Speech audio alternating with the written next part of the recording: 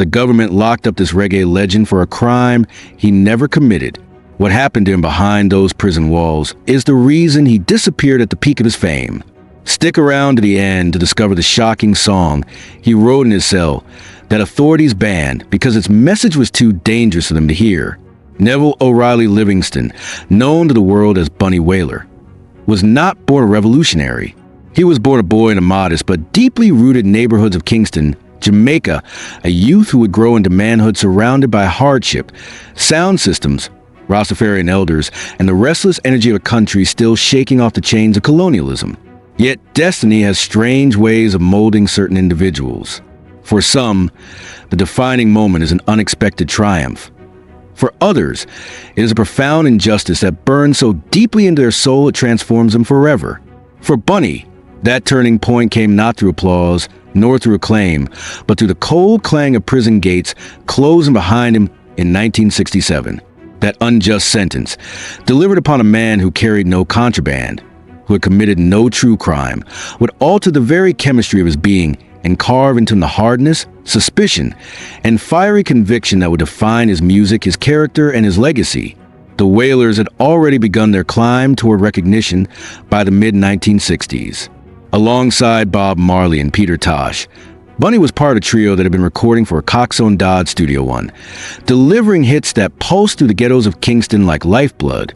Songs like Simmer Down, It Hurts to Be Alone, and Rude Boy announced a new voice for the Jamaican poor, a voice that carried both rebellion and tenderness in equal measure.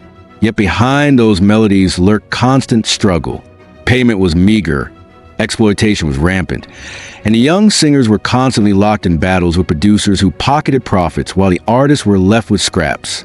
Disillusionment came quickly, and by 1966 the group parted ways with Dodd, determined to strike out independently.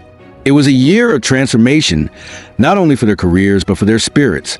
For 1966 was also the year that His Imperial Majesty Emperor Haile Selassie set foot on Jamaican soil. That visit electrified the island. Rastafarianism, once derided and persecuted as the fringe faith of madmen and vagrants, suddenly surged into visibility. Its message of black dignity and African redemption capturing the imagination of thousands.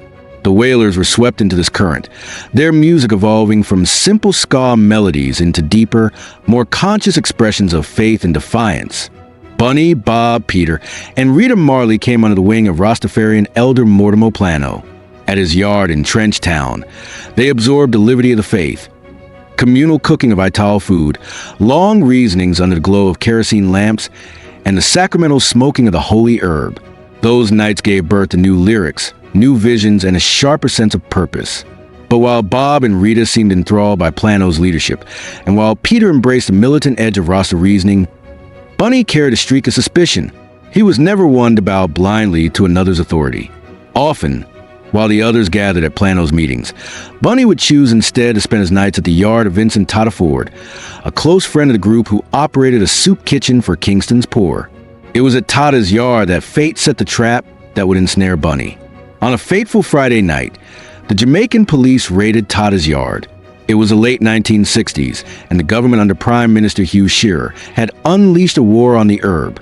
Rastafarians were an easy target, seen as social pariahs, and the law was merciless. Possession of the herb, no matter how small, carried a mandatory sentence of 18 months with hard labor. When the police stormed in, they ordered everyone to the ground. Vincent Ford had a small quantity of illegal substance in his pocket and was quickly hauled away.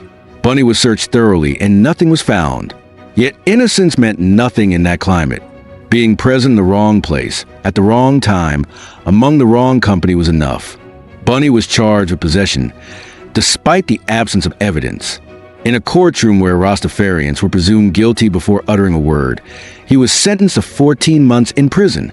14 months of his life stolen, not for what he'd done, but for who he was and the beliefs he carried. He was first confined at a halfway tree lockup, then transferred to the notorious General Penitentiary in Kingston, a place whose very name sent shivers through families across the island. Eventually, he was moved to Richmond Farm in St. Mary Parish, a prison farm where inmates were forced into backbreaking labor under the scorching Caribbean sun. 9 hours a day, rain or shine, Prisoners hacked away at sugarcane fields, sweat pouring down their faces, blisters tearing open on their palms. For Bunny, whose life had been music, faith, and camaraderie, the harsh rhythm of prison labor was both dehumanizing and enlightening. He saw firsthand the scale of injustice, how the poor and the Rastas were singled out, beaten down, and buried under the weight of a system designed to keep them in chains long after slavery had officially ended. In those endless rows of cane, beneath the watchful eyes of guards who sneered his locks, Bunny's quiet demeanor hardened into steel. Evenings in prison brought little respite. Food was scarce, cells were cramped, and dignity was stripped away piece by piece. Yet there was one solace, one fragile lifeline that tethered him to his spirit. An old guitar that passed through the hands of inmates. Bunny took to that instrument like a starving man to bread, pouring into its strings the anguish, defiance, and vision that prison had awakened within him. From those moments emerged one of his greatest compositions, Fighting Against Conviction, a song that did not simply lament his personal ordeal, but thundered against the entire machinery of oppression. When he first played it for fellow inmates, they embraced it as their anthem, a mirror of their suffering and a cry of resistance. But when the guards overheard, they were alarmed. The lyrics were too sharp, too incendiary, too capable of sparking unrest. Bunny was banned from performing it within the prison walls, silenced even in captivity, as though the authorities feared that even 6 strings and a rebel's voice could shatter their control. The 14 months dragged on like years. He entered prison with a youthful afro, but emerged in August 1968 dreadlocked, spiritually fortified, and scarred by bitterness. He walked out of those gates a free man, but not the same man who had entered.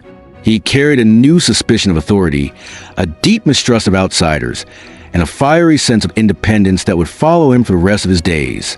While he was locked away, life had not paused for the Wailers. Bob Marley had traveled to America. Peter Tosh was sharpening his militant edge, and the group had signed with Johnny Nash's J.A.D. Records, even embarking on their first overseas tour. By the time Bunny returned, the Wailers had already moved on from Mortimer Plano, proving Bunny's earlier skepticism about the elder had merit. But Bunny now looked at the entire industry, and indeed the entire world, with colder, sharper eyes. Even Johnny Nash's associates viewed him with unease, describing him as intimidating, even dangerous. Prison had changed his aura. He radiated an intensity that unsettled those who dealt with him. The first recording Bunny made after his release was a mystical Shred-O, featured with Peter Tosh, bassist Lloyd Brevet, and Nia Bingy percussionist Ras Michael. It bore the marks of his transformation, steeped in Rastafarian spirituality and brimming with militant conviction. The mild-mannered singer of a few years earlier was gone. In his place stood a man whose faith had been tempered like iron, whose tolerance for exploitation had evaporated, and whose defiance could flare into confrontation at any moment. Tales from Kingston nightclubs told of Bunny physically confronting producers and associates he felt had wronged the group, a side of him that shocked even Peter Tosh, himself no stranger to confrontation. When the Wailers signed with Island Records in 1972 and Chris Blackwell sought to launch them onto the global stage, Bunny's distrust reached a breaking point. He recoiled from the tours, from the compromises, from what he saw as manipulations. In the middle of the Catch a Fire tour, he walked away, unwilling to bend to anyone's design but his own. Observers sometimes dismissed this as obstinacy, but it was more than that. His time in prison had shown him the cruelty of systems, political, social, economic, that claimed to uplift but instead crushed the vulnerable. He was not willing to trade one set of chains for another, not willing to smile while his dignity was once again bartered. Prison had carved him into a loner, self-sufficient, wary of alliances, yet had also unleashed his genius. His debut solo album, Blackheart Man, released in 1976, was a revelation. Among its tracks was Fighting Against Conviction, the song first birthed behind prison bars. The album did not merely announce Bunny as an independent artist. It announced him as a prophet whose artistry was fused with lived suffering, whose conviction could not be bought, and whose voice carried the authority of one who had endured Babylon's wrath and emerged unbroken. The injustice that sent Bunny to prison was not an isolated case. It was emblematic of an era in which the Jamaican state viewed Rastafarians as a threat to order. In 1963, Only a few years before Bunny's arrest, the Coral Gardens Massacre had unfolded in Montego Bay, where Rastas were hunted down, beaten, and unalived by police and soldiers. To wear locks in those years was to carry a bullseye, to invite constant harassment. Without prison, there may never have been a Blackheart man, never a Bunny Wailer who stood apart as the uncompromising guardian of Rasta truth. The injustice that sought to silence him instead amplified him, turning his voice into one of the most enduring echoes in reggae history. For the rest of his days, Bunny remained true to that hardened self. Do you believe prison made Bunny Wailer stronger, or did it steal something he could never get back? Was fighting against conviction his greatest testimony, or just the beginning of his defiance? Share your thoughts in the comments so we can reason together. And if you want more untold reggae histories, then subscribe right now so you never miss the next revelation.